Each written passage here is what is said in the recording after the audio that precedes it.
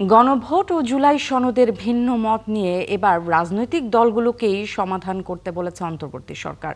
সোমবার উপদেষ্টা পরিষদের জরুরি বৈঠক শেষে এমনটা জানান আইন উপদেষ্টা আসিফ নজরুল। এজন্য দলগুলোকে 7 দিনের সময় দেওয়া হয়েছে।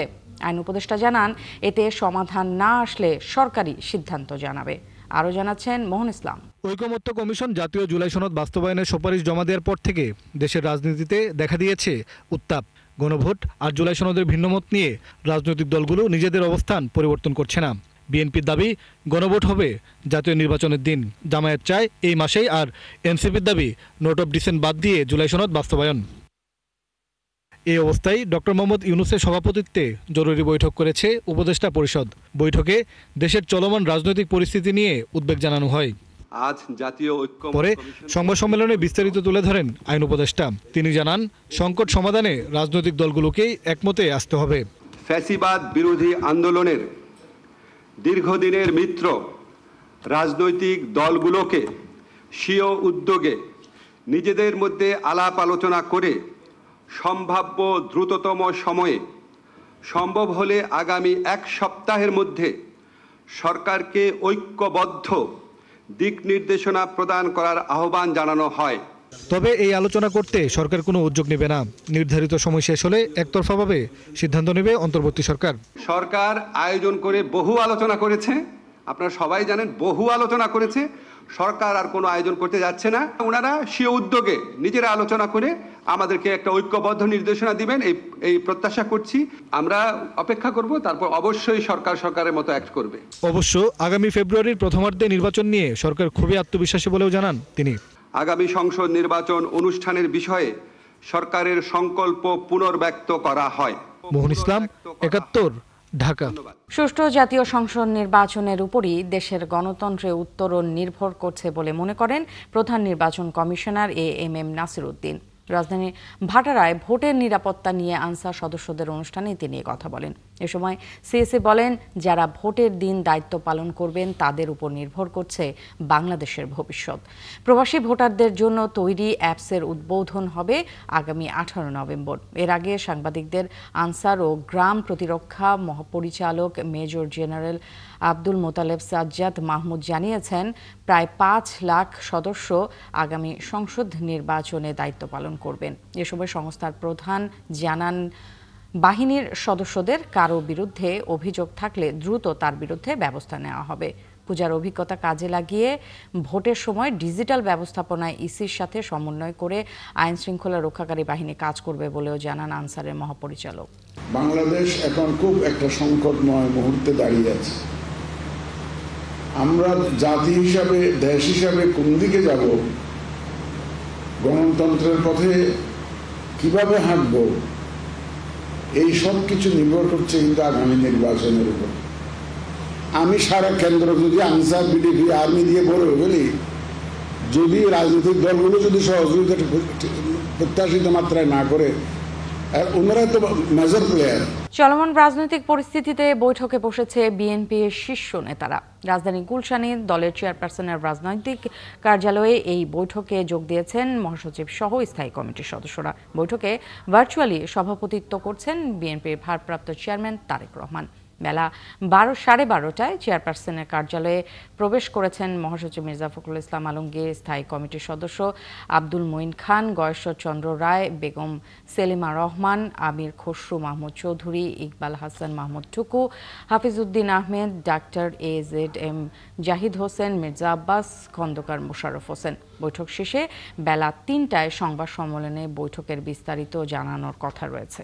দর্শক, এই মুহূর্তে গুলশান কার্যালয়ে আছেন সহকর্মী শফিকুল ইসলাম হক। বাকি তথ্য জানাতে আমাদের সাথে যুক্ত হচ্ছেন তিনি। শফিকুল, একটু জানতে চাই বৈঠকের বিষয়ে এখন পর্যন্ত কি আপডেট, আপনারা কি জানতে পেরেছেন ভিতরের কথা, আর সংবাদ সম্মেলন কখন নাগাদ হতে পারে? ন্যান্সি, শুরুতেই বলে রাখি, বিএনপির সর্বোচ্চ নীতি নির্ধারণী ফোরাম জাতীয় স্থায়ী কমিটির শীর্ষ নেতারা যে বৈঠকটিতে বসেছেন বেলা 12:30টায় সেই বৈঠক শুরু হয়েছে এবং এখন বেলা 2টার বেশি বাজে। সেই বৈঠকটি কিন্তু এখনও চলছে এবং এই বৈঠকে সভাপতিত্ব করছেন বিএনপির ভারপ্রাপ্ত চেয়ারম্যান জনাব তারেক রহমান। আমরা এই বৈঠকে যারা অংশ নিয়েছেন তাদের সাথে বৈঠকে প্রবেশ করার আগে তাদের সাথে কথা বলে যেমনটি জানতে পেরেছি, সমসাময়িক বিষয় তো রয়েছেই।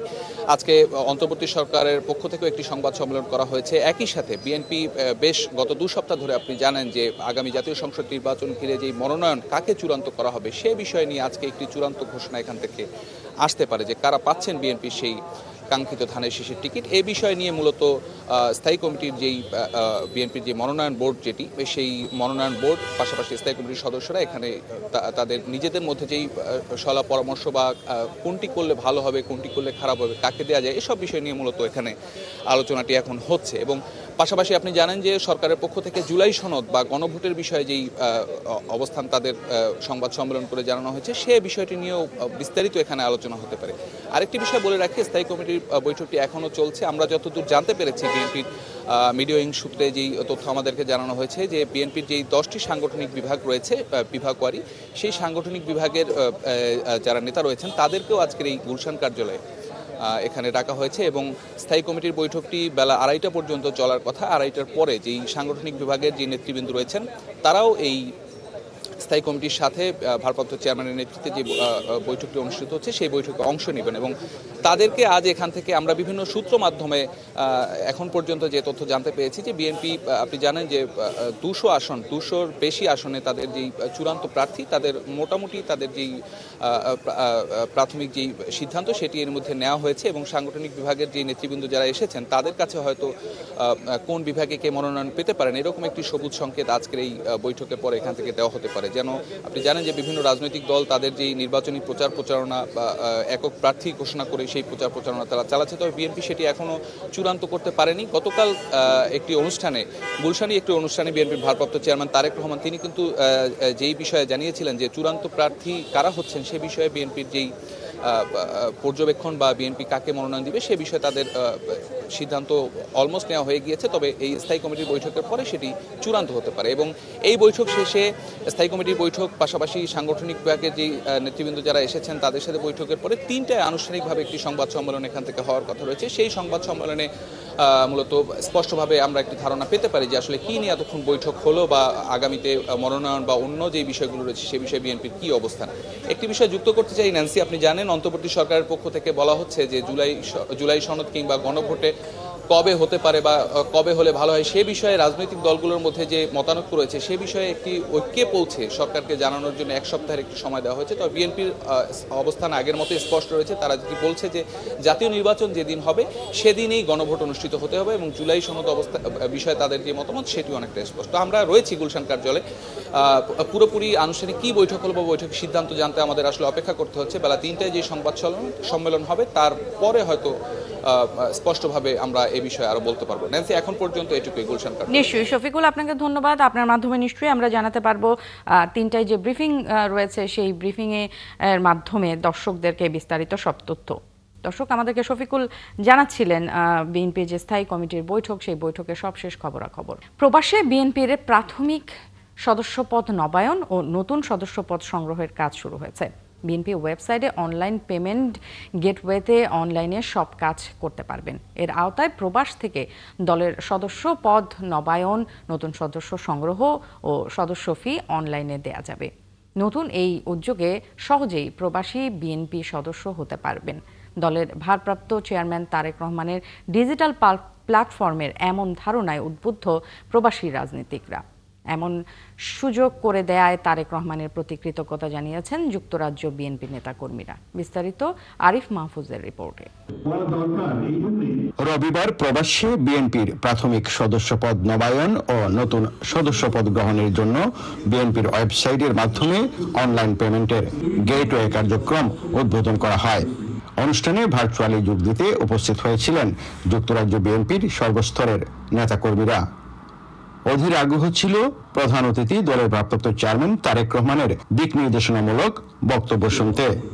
নতুন সদস্যপদ অনলাইনের মাধ্যমে করার সুযোগ ও সদস্য ফি অনলাইন পেমেন্টের মাধ্যমে করার সুযোগ নতুন দিগন্তের সূচনা করেছে বলে মনে করেন প্রবাসী নেতাকর্মীরা। Very good for Bangladesh community as a whole, প্রবাসীদের জন্য একটা সুযোগ দিল। ফাইন্যান্সিয়াল ম্যানেজমেন্টটাকে সুন্দর করার জন্য, দলীয় শৃঙ্খলাটাকে আরো সুন্দর করার জন্য এটা যুগান্তকারী পদক্ষেপ নেওয়া হয়েছে।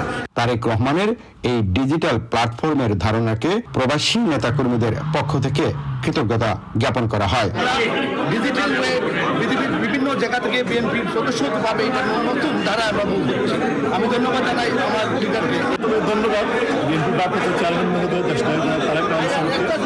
বর্তমান সময়ের যে ডিজিটাল টেকনোলজি যে যুগ, সেই যুগের সাথে তাল মিলিয়ে বিএনপি আজকে প্রবাসী বিভিন্ন দেশে যে নেতাকর্মীরা যে সদস্য ফর্ম নবায়ন করতে পারবে এবং সদস্য ফর্ম সংগ্রহ করতে পারবে। অনলাইন গেটওয়ে পেমেন্ট সার্ভিসে আজকে শুভ উদ্বোধন হলো। আমরা আমাদের যুক্তরাজ্য বিএনপির পক্ষ থেকে বিএনপির ভারপ্রাপ্ত চেয়ারম্যান জনাব তারেক রহমান সাহেবকে অভিনন্দন জানাই। আমাদের যে নতুন প্রজন্মটা এইটার জন্য একটা সুযোগ পেয়ে গেল। আবার ধন্যবাদ জনাব তারেক রহমান। প্রবাস থেকে বাংলাদেশ জাতীয়তাবাদী দল বিএনপির সদস্য ফর্মের অনলাইন গেটওয়ে উদ্বোধনের মাধ্যমে নতুন যুগের সূচনা হয়েছে বলে মনে করছেন প্রবাসীরা। প্রবাসী প্রাথমিক সদস্যপদ গ্রহণ, নবায়ন ও ওয়েবসাইটের মাধ্যমে অনলাইন পেমেন্ট গেটওয়ে উদ্বোধন কর্মসূচিতে স্বতঃস্ফূর্তভাবে অংশ নেয় মালয়েশিয়া বিএনপি। রবিবার অনলাইনে যুক্ত হয়ে অনুষ্ঠানে অংশ নিতে কুয়ালালামপুরে জি টাওয়ারে জড়ো হয় দলটির শতাধিক নেতাকর্মী। এ সময় প্রবাস থেকে ওয়েবসাইটে দলে যুক্ত হওয়ার সুযোগ ও পেমেন্ট গেটওয়ে চালু করায় ভারপ্রাপ্ত চেয়ারম্যান তারেক রহমানকে ধন্যবাদ জানান মালয়েশিয়া বিএনপি ও এর অঙ্গ সংগঠনের নেতৃবৃন্দ। কুয়ালালামপুরে এই অনুষ্ঠানে উপস্থিত ছিলেন মালয়েশিয়া বিএনপি সহসভাপতি তালহা মাহমুদ, আব্দুল জলিল লিটন, এস.এম. রহমান তনু, মির্জা সালাউদ্দিন সহ অনেকে। মালয়েশিয়া ছাড়াও বিশ্বের বিভিন্ন দেশ থেকে প্রবাসীরা এই অনুষ্ঠানে অংশ নেয়। চাকরি জাতীয়করণ সহ 5 দফা দাবিতে 22তম দিনের মতো ইবতেদায়ী মাদ্রাসা শিক্ষকদের আন্দোলন চলছে। জাতীয় প্রেস ক্লাবের সামনে আজও তারা অবস্থান নিয়েছেন। আন্দোলনরত শিক্ষকরা বলেন, আজ অনুদানভুক্ত 1000-এর বেশি প্রতিষ্ঠানগুলোর জাতীয়করণের জন্য ফাইলে স্বাক্ষরের আশ্বাস রয়েছে, তবে অনুমোদনবিহীন প্রতিষ্ঠানও জাতীয়করণ না হওয়া পর্যন্ত আন্দোলন চলমান থাকার কথা জানান আন্দোলনরত শিক্ষকরা। এ সময় তারা অভিযোগ করে বলেন, আমলাতান্ত্রিক জটিলতা ও প্রতিহিংসার কারণে আন্দোলন অব্যাহত রাখতে বাধ্য হচ্ছেন তারা। বিভিন্ন অজুহাত দিয়ে চাকরি জাতীয়করণের কাজ ঝুলিয়ে রাখা হয়েছে। গত 28 জানুয়ারি শিক্ষকদের আন্দোলনের মুখে ইবতেদায়ী মাদ্রাসাগুলোকে পর্যায়ক্রমে জাতীয়করণের ঘোষণা দেয় শিক্ষা মন্ত্রণালয়, কিন্তু সেই ঘোষণার পরও বাস্তবায়ন না হলে আবারও নতুন করে আন্দোলনে নামে স্বতন্ত্র ইবতেদায়ী মাদ্রাসা শিক্ষক ঐক্যজোট। দর্শক, প্রতিবন্ধী বিদ্যালয়সমূহের স্বীকৃতি ও এমপিওভুক্তের দাবিতে প্রেস ক্লাব থেকে যমুনা অভিমুখে লং মার্চ করছে প্রতিবন্ধী বিদ্যালয়ের শিক্ষকরা। এই বিষয়ে বিস্তারিত জানাতে আমাদের সাথে এই মুহূর্তে যুক্ত হচ্ছেন সহকর্মী মোহাইমুনুল খান অপু। একটু জানতে চাই যে প্রতিবন্ধী বিদ্যালয়ের শিক্ষকরা কি বলছেন, তাদের দাবিটা কি, কেন এই লং মার্চ? তারা 9 দিন যাবৎ প্রেস ক্লাবের সামনে অবস্থান করছিলেন। তাদের সাথে সরকার থেকে কোনো ধরনের যোগাযোগ না করা হলে তারা কিন্তু কিছুক্ষণ আগে সড়কে নেমে পড়েছেন এবং প্রেস ক্লাবের সামনে যে সড়কটি রয়েছে সেটি কিন্তু তারা বন্ধ করে দিয়েছেন এবং তারা কিন্তু সড়কে শুয়ে পড়েছেন এবং পুলিশের যে ব্যারিকেড, পুলিশ কিন্তু লং মার্চ অভিমুখে তারা প্রেস ক্লাব থেকে যমুনা অভিমুখে লং মার্চ শুরু করলে তারা প্রেস ক্লাবের সামনেই অর্থাৎ হাইকোর্ট মোড়েই কিন্তু তাদেরকে আটকে দিয়েছে পুলিশ। এবং এখানে কিন্তু প্রতিবন্ধী বিদ্যালয়ের প্রায় কয়েক শতাধিক শিক্ষক যারা রয়েছেন তারা কিন্তু এখানে অবস্থান করছেন এবং তাদের সাথে আমরা কথা বলেছি। তারা যেটি বলছেন যে তাদের এখন পর্যন্ত কোনো বিদ্যালয়কে এমপিওভুক্ত করা হয়নি এবং এর দাবির প্রেক্ষিতে তাদেরকে যে আশ্বাস দেওয়া হয়েছিল সেই আশ্বাস না মানার পরে কিন্তু তারা আজকে এই সড়কে নেমেছেন এবং তারা কিছুক্ষণ আগে সকাল থেকে আমরা দেখতে পেয়েছি যে প্রেস ক্লাবের সামনে তারা অবস্থান নিয়েছিলেন। জানেন যে আজকে জাতীয় প্রেস ক্লাবের সামনে 3টি শিক্ষকের কিন্তু বিক্ষোভ মিছিল চলছিল। একটি হচ্ছে ইবতেদায়ী এবং অন্যটি নন এমপিওভুক্ত এবং আরেকটি ছিল প্রতিবন্ধী বিদ্যালয়। তারা এমপিওর দাবিতে কিন্তু তারা এই মিছিলটি এখন করছেন এবং এই প্রেস ক্লাবের সামনে সড়কে কিন্তু এই মুহূর্তে যান চলাচল সম্পূর্ণভাবে বন্ধ রয়েছে এবং পুলিশ তাদেরকে আটকে দিয়েছেন এবং তারা সড়কে শুয়ে কিন্তু নানা স্লোগান দিচ্ছেন। আমরা কয়েকজনের সাথে কথা বলার চেষ্টা করব। আমরা একটু জানতে চাইবো যে আপনাদের এই দাবি কি কি রয়েছে এবং আপনাদের এই কয়দিন পর্যন্ত আপনারা অবস্থান আগে 5 দফা দাবি করেছি, এখন আমাদের আর 5 দফা নেই। আমাদের দাবি শুধু একটাই, আমাদের এমপিও ভুক্ত করতে হবে। এটাই আমাদের শেষ দাবি। এক দফা এক দাবি, এমপিও ভুক্ত করে তারপর আমরা বাড়ি যার বাড়ি চলে যাব। এর আগে আমাদের যদি মৃত্যুও হয়, মৃত্যুর আগ পর্যন্ত আমরা এই রাজপথ ছাড়বো না। তারা যেমনটি বলছিলেন যে তারা তাদের দাবি না মানা পর্যন্ত তারা আজকে এই প্রেস ক্লাবের সামনে সড়ক থেকে যাবেন না, যদিও জানেন যে 9 দিন যাবত তারা এই প্রেস ক্লাবের সামনে অবস্থান করে তাদের দাবিগুলো সরকারের কাছে তুলে ধরেছেন এবং সরকার থেকে এই 9 দিনের ভিতরে যোগাযোগ না করার প্রেক্ষিতে তারা আজকে দুপুরের পরে প্রেস ক্লাব থেকে যমুনা অভিমুখে কিন্তু তারা লং মার্চ শুরু করে এবং হাইকোর্ট মোড় মনে আসার পরে কিন্তু পুলিশ তাদের এখানে আটকে দেয় এবং দেখতে পাচ্ছেন পুলিশের কিন্তু নিরাপত্তা বেষ্টনী দিয়ে রাখা হয়েছে, যেহেতু যমুনা অভিমুখে তারা যাত্রা করছিলেন এবং সেই ক্ষেত্রে কিন্তু পুলিশ তাদেরকে আটকে দিয়েছেন এবং যাতে কোনো ধরনের অপ্রীতিকর ঘটনা না ঘটে সে বিষয়ে কিন্তু পুলিশ সতর্ক অবস্থানে রয়েছেন। সকাল থেকেই কিন্তু জাতীয় প্রেস ক্লাবে 3টি আলাদা শিক্ষক প্যানেলের আন্দোলন কিন্তু চলছিল। সকাল থেকে আমরা ইবতেদায়ী শিক্ষকদের যে 5 দফা দাবি নিয়ে তারা আন্দোলন করছিলেন সেটিও জানিয়েছিলাম। এর পরবর্তীতে নন এমপিওভুক্ত শিক্ষক যারা রয়েছেন তারাও কিন্তু প্রেস ক্লাবের সামনে যে মেট্রো স্টেশন রয়েছে তার নিচে কিন্তু তারা অপেক্ষমান রয়েছেন এবং তারা সরকারের সাথে যোগাযোগ করার জন্য সেখানে অবস্থান করেছেন। ঠিক একই টাইমে অর্থাৎ একই সময়ে 3টি শিক্ষকদের আন্দোলনে কিন্তু প্রেস ক্লাব থেকে হাইকোর্টমুখী যে সড়কটি রয়েছে সেই সড়কটিতে যান চলাচল বন্ধ রয়েছে, তবে হাইকোর্ট থেকে পল্টনমুখী যে সড়কটি রয়েছে সেই সড়কে কিন্তু যান চলাচল স্বাভাবিক রয়েছে এবং এখানে কিন্তু প্রায় অর্ধশতাধিক পুলিশ তারা কিন্তু নিরাপত্তা এখানে রয়েছেন এবং তারা এখানে নিরাপত্তা বেষ্টনী দিয়েছেন এবং এই বেষ্টনী ভেদ করে তারা যেন কোনোভাবেই যেতে না পারেন সেই বিষয়টি কিন্তু তারা নিশ্চিত করেছেন এবং পুলিশ থেকে কিন্তু তাদের সাথে কয়েক দফায় যোগাযোগ করা হয়েছে এবং তারা যেটি বলছেন যে কোনো ধরনের অপ্রীতিকর ঘটনা না ঘটানোর জন্য কিন্তু এই শিক্ষকদের যে 3টি আন্দোলনই চলছিল তাদের সেই 3টি আন্দোলনের কথাই কিন্তু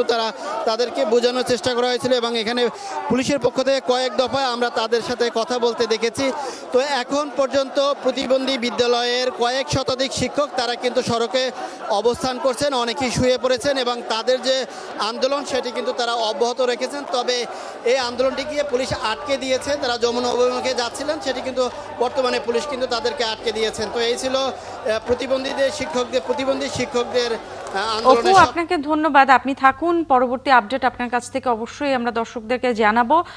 দর্শক, প্রতিবন্ধী বিদ্যালয়ের শিক্ষকরা যে আন্দোলন করছে প্রেস ক্লাবের সামনে তাদের দাবিগুলোর কথা জানাচ্ছিলেন অপু।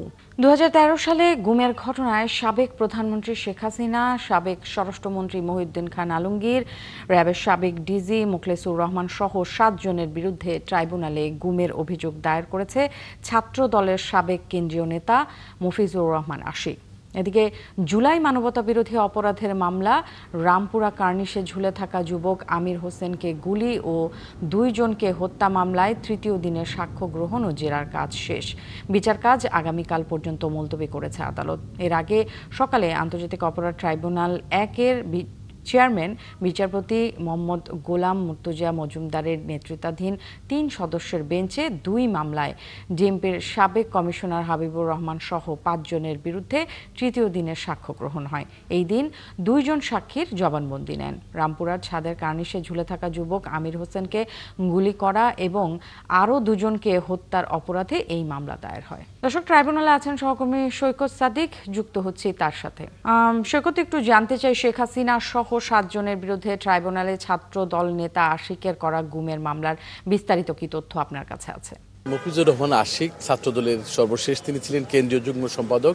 তিনি বলেছেন তিনি যখন 2013 সালে ছাত্রদলের গ্রন্থাগার বিষয়ক সম্পাদক ছিলেন তখন তাকে মিরপুরে থেকে গুম করে নিয়ে যাওয়া হয়। তখন তাকে গুম করার পরে র্যাব 1 থেকে গুম করা হয় এবং 2 মাস তিনি গুম ছিলেন এবং গুমের সময় তাকে কিভাবে নির্যাতন চালানো হয় সেই বর্ণনা দিয়েছেন। এরপরে তিনি বলেছেন 2022 সালে তাকে কিন্তু আরও একবার গুম করা হয়। তখন কাউন্টার টেররিজম ইউনিট তারা গুম করে, এবং এই দুটি বিষয়ে তিনি বলেছেন এর আগে তিনি গুম কমিশনে অভিযোগ দায়ের করেছিলেন। তো সেখান থেকে তিনি কোনো অগ্রগতি না পাওয়াতে তিনি আজকে বাধ্য হয়ে ট্রাইব্যুনালে এসেছেন, এবং ট্রাইব্যুনালে তিনি সাবেক যে প্রধানমন্ত্রী ছিলেন শেখ হাসিনা তার বিরুদ্ধে এবং তার সরকারের স্বরাষ্ট্র যে মন্ত্রী ছিলেন একসময় মহিউদ্দিন খান আলমগীর, এবং ওই 2013 সালে র্যাবের যে ডিজি ছিলেন মুখলেসুর রহমান, এর সাথে সাথে কর্নেল জিয়াউর রহমানও র্যাবের দায়িত্বে ছিলেন, তিনি সহ মোট 7 জনকে দায়ী করে তিনি এই গুমের অভিযোগটি আজকে ট্রাইব্যুনালের প্রসিকিউশনে তিনি জমা দিয়েছেন। এর বাইরে আজকে আরেকটা বিষয় আপনি জানেন যে রাজধানীতে জুলাই অভ্যুত্থানে রামপুরায় কার্নিশে ঝুলে থাকা এক যুবককে গুলি এবং 2 জনকে হত্যার ঘটনায় রামপুরা থানায় যে মামলাটি দায়ের হয়েছিল রামপুরার ঘটনায়, সেই মামলায় আজকে 2 জন সাক্ষী দিয়েছেন। একজন সাক্ষী তার স্বামী জুলাই অভ্যুত্থানে শহীদ হয়েছিলেন নাদিম মিজান, তার যে স্ত্রী তিনি আজকে সাক্ষী দিয়েছেন এবং তিনি বর্ণনা দিয়েছেন ওই দিন জুমার দিন কীভাবে তার স্বামী গুলি করে গুলিবিদ্ধ হন এবং মারা যান, এবং তিনি এই ঘটনা শেখ হাসিনা সহ ওই সময় এই রামপুরার যে পুলিশের যারা দায়িত্বে ছিলেন ডিএমপি হাবিবুর রহমান সহ তাদের বিচার চেয়েছেন। এর বাইরে যেহেতু মায়া ইসলাম নামে আরেকজন মহিলা তখন নিহত হয়েছিল এবং সেই ঘটনার একজন আজকে সাক্ষী দিয়েছিলেন। আর ন্যান্সি এর বাইরে একটু হাইকোর্টের বিষয় একটু আসতে হয়, যেহেতু আজকে সৈকত আমাদেরকে জানাচ্ছিলেন ট্রাইব্যুনাল এবং হাইকোর্টে যে আজকে মামলার যে আপডেট, সেই মামলার আপডেটগুলোর আপডেট জানাচ্ছিলেন। মেট্রো রেল নির্মাণকালে নিম্নমানের সরঞ্জামাদি গ্রহণের দায়ে আগের দায়িত্বশীলদের বিচার করা উচিত বলে জানিয়েছেন ডিএমটিসিএল ব্যবস্থাপনা পরিচালক ফারুক আহমেদ। সোমবার রাজধানীর দিয়াবাড়িতে নিজ কার্যালয়ে এক ব্রিফিংয়ে তিনি কথা জানান। ফাংশনাল টেস্ট করা হয় না, যেটা প্রতিটা বিয়ারিং খুলে আমার টেস্ট করতে হবে যেটা ফাংশনালি ওকে অর নট, এটা করা হয় না, বিকজ এটা লাইফ সাইকেল হলো 50 বছর ডকুমেন্টেড দিয়েছে তারা, ঠিক আছে। আর যাদের দায় দায়িত্ব আনার ব্যাপারে আমি এখন এই সপ্তাহ পর্যন্ত আমি কিছু বলতে পারবো না। Government is working because independent চলতেছে ইনভেস্টিগেশন কারা দায়ী। তো কন্ট্রাক্ট প্রভিশনে yes there is a provision that we should bring them into the justice যারা আগে কাজ বুঝে নিছে। রাজধানী সহ দেশ জুড়ে ঘটছে একের পর এক বড় দুর্ঘটনা, যার সবশেষ উদাহরণ ঢাকা বিমানবন্দরের কার্গো ভিলেজের আগুন। বিশেষজ্ঞরা বলছেন এসব দুর্ঘটনা বহু বছরের সম্মিলিত অবহেলার ফল। আগুন, ভূমিকম্প সহ নানা ধরনের দুর্ঘটনা ক্ষতি কমানো ও নিরাপদ শহর গড়ে তুলতে আরবান ডিজাস্টার রিডাকশন ল্যাব গড়ে তোলার আহ্বান জানিয়েছেন রাজউক চেয়ারম্যান। রুহুল আমিনের রিপোর্ট। গত 18 অক্টোবর দুপুরে আগুন লাগে হযরত শাহজালাল আন্তর্জাতিক বিমানবন্দরের কার্গো ভিলেজে। পুড়ে ছাই হয়ে যায় কোটি কোটি টাকার পণ্য। এমন ঘটনায় দেশের ভাবমূর্তি সংকটের আশঙ্কার কথা জানান ব্যবসায়ী নেতারা। সাম্প্রতিক সময়ে মিরপুর, গাজীপুর, চট্টগ্রামে কয়েকটি কারখানায় আগুন লাগে। গত 1.5 দশকে রানা প্লাজা ধস, নিমতলী ট্র্যাজেডি সহ এমন অসংখ্য ঘটনায় প্রাণ হারিয়েছেন বহু মানুষ। বারবার তাগিদ এসেছে নিরাপদ নগরায়নের।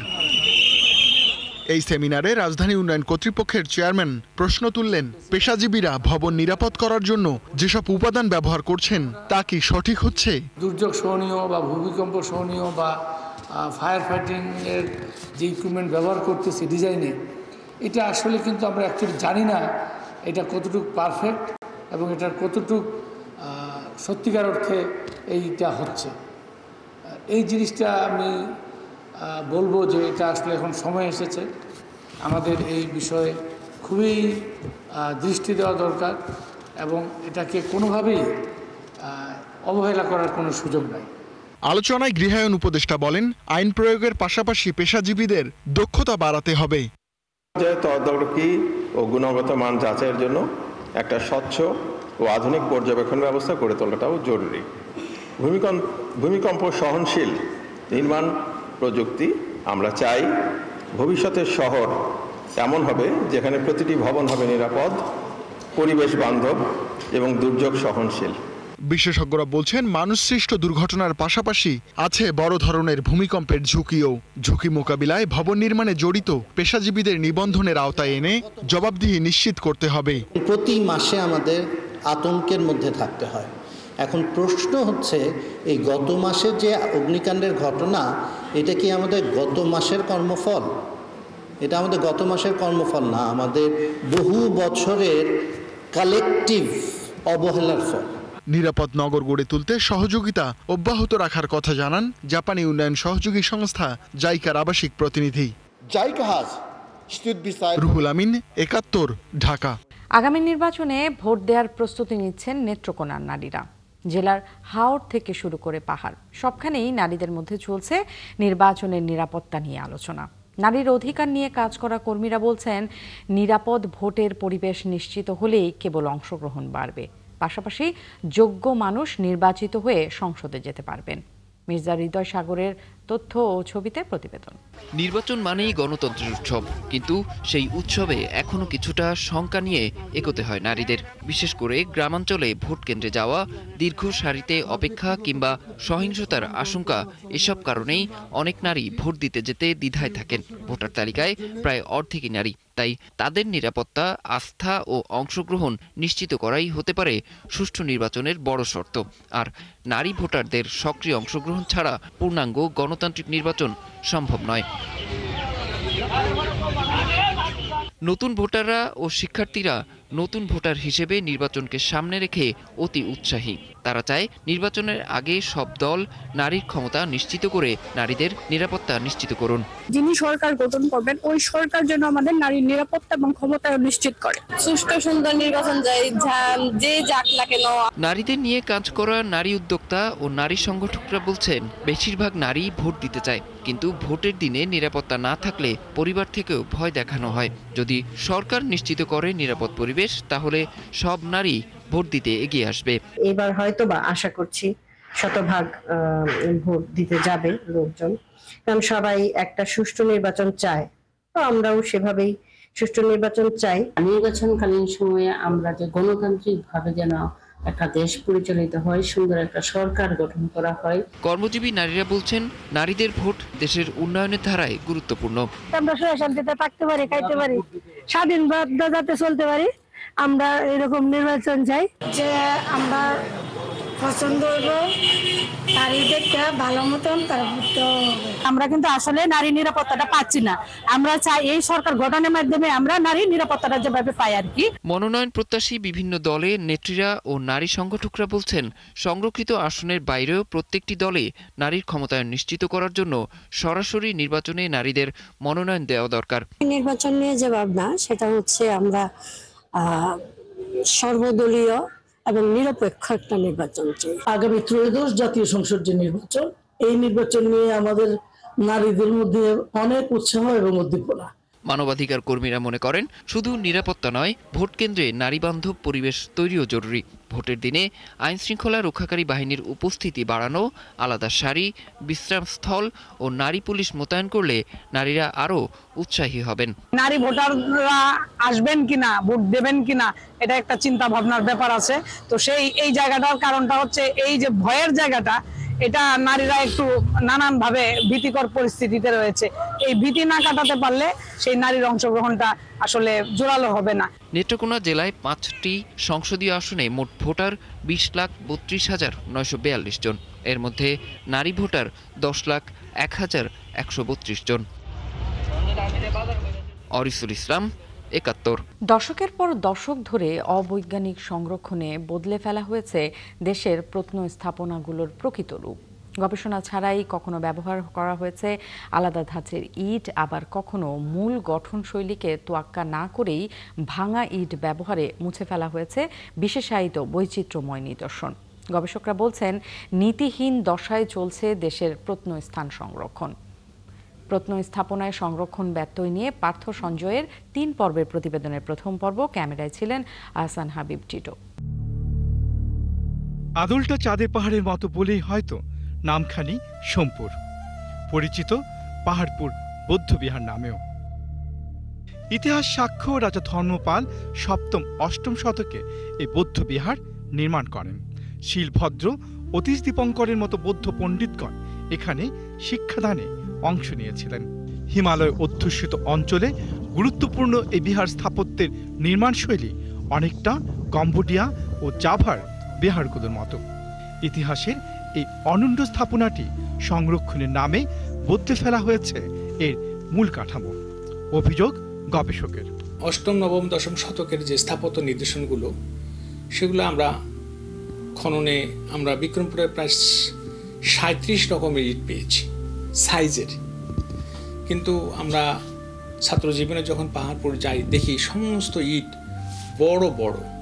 2013-14 সালে 15 সালে এই সময়ে একটা বড় বাজেট নিয়ে সংস্কৃতি বিষয়ক মন্ত্রণালয় এবং পর্যটন কর্পোরেশনের প্রজেক্টের আন্ডারে প্রায় 100 কোটি টাকা ব্যয়ে সংরক্ষণ করা হয়। সেই সংরক্ষণও আমরা যদি বলি আগেরটা 100% অবৈজ্ঞানিক, আমি বলবো পরেরটা 200% অবৈজ্ঞানিক। এই অঞ্চলে প্রাপ্ত যে প্রত্ননিদর্শন, সে নিদর্শনগুলোর 2 মিটার প্রশস্ত ইটের দেয়াল, সেই দেয়ালের মাঝখানে ভাঙা ইট আর কিনারায় সম্পূর্ণ ইট। কেন মাঝখানে ভাঙা ইট? কারণ কাদামাটির গাঁথুনি, যা তখনকার নির্মাণ কৌশল, সেই গাঁথুনিতে এই ভাঙা ইট শক্তভাবে জোড়া লাগত।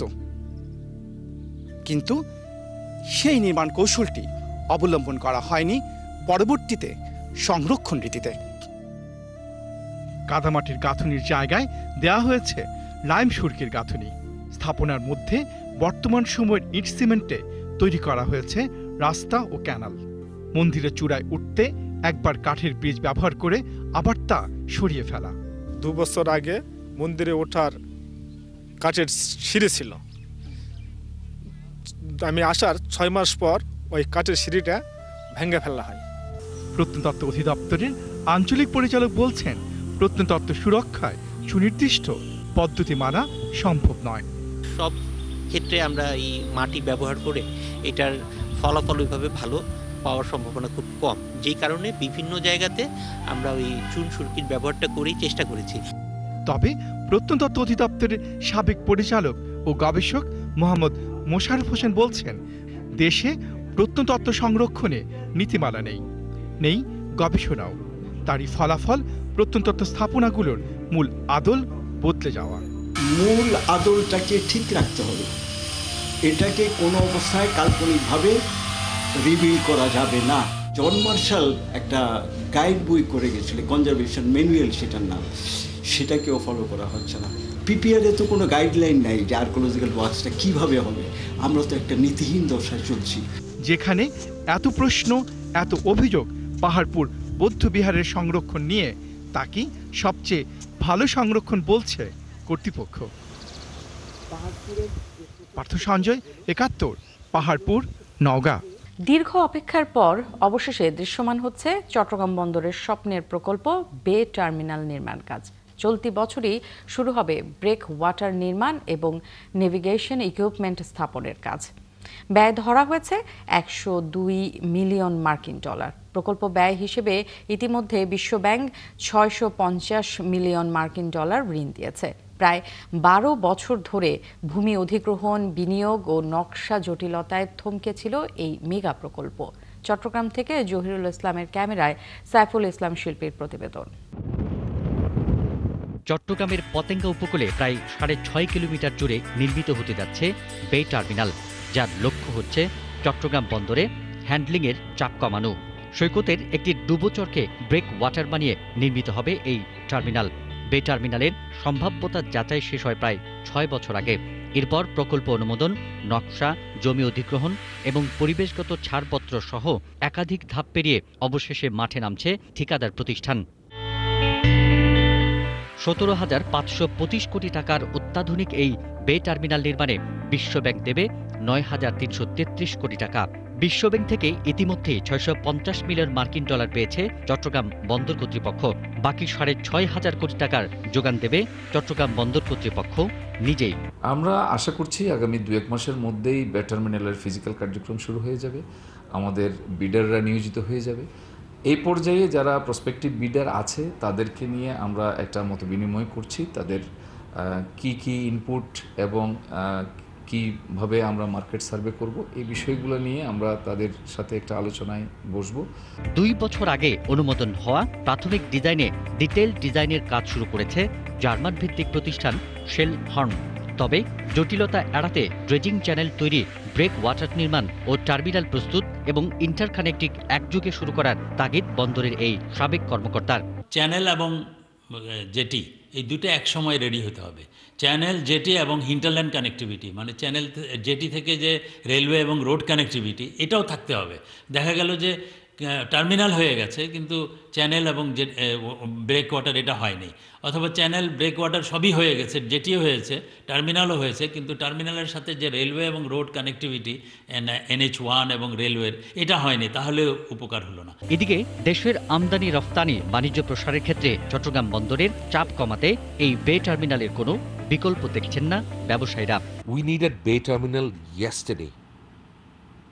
It is so important for us. কারণ ডেফিনেটলি আমার কন্টেনারাইজেশন বাড়তেছে, we know the port situation, আমার ইকোনমি বাড়তেছে, উই আর অ্যাট 40 বিলিয়ন, আমাদের অ্যাসপাইরেশন আছে 100 বিলিয়ন যাওয়া। You don't not have the infrastructure to do it. কে করবে? আমরা তো শিলাতে পারবো, আপনি পাঠাবেন কিভাবে? বলা হচ্ছে বে টার্মিনাল পুরোপুরি চালু হলে চট্টগ্রাম বন্দরের বার্ষিক কন্টেইনার হ্যান্ডলিং সক্ষমতা 3 গুণ পর্যন্ত বৃদ্ধি পাবে। পাশাপাশি নতুন কর্মসংস্থান হবে অন্তত 15,000 মানুষের। আগামী 2030 সালের মধ্যেই সম্ভাব্য অপারেশনে যাবে এই প্রকল্প। পিন্টু হাজং, 71। দর্শক, চলছে সংবাদ সংযোগ। সরাসরি সংবাদ অনুষ্ঠান দেখতে চোখ রাখুন 71-এর ফেসবুক পেজে এবং সাবস্ক্রাইব করুন 71-এর ইউটিউব চ্যানেলে। 71-এর সাথেই থাকুন।